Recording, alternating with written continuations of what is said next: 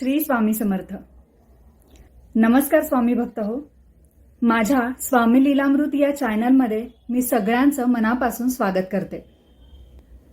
तर आजचा हा अनुभव म्हणण्यापेक्षा आजचा हा जो प्रसंग मी या व्हिडिओमध्ये सांगणार आहे तो प्रसंग म्हणजे अंगावर काटा आणणारा, डोळ्यात पाणी आणि आपल्या पुण्यामध्ये सारसबागेजवळ जे स्वामींचं केंद्र आहे त्या केंद्रामध्ये घडलेली सत्य घटना आहे.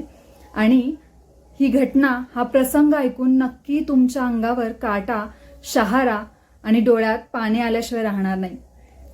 तर काल गुरुवार होता आणि स्वामींच्या केंद्रात जाण्याचा योग आला होता.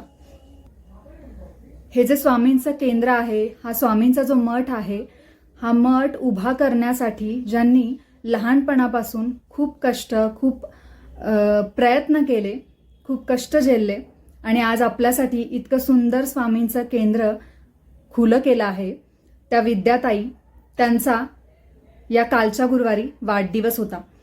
तर आरती झाल्यानंतर या विद्याताईंनी आम्हाला जे स्वामींचं केंद्र आहे, जे आपल्यासाठी खुलं आहे, ते उभं करताना या विद्याताईंना किती कष्ट पडले, किती प्रसंगांना सामोरं जावं लागलं, हे सगळं त्यांनी काल सांगितलं.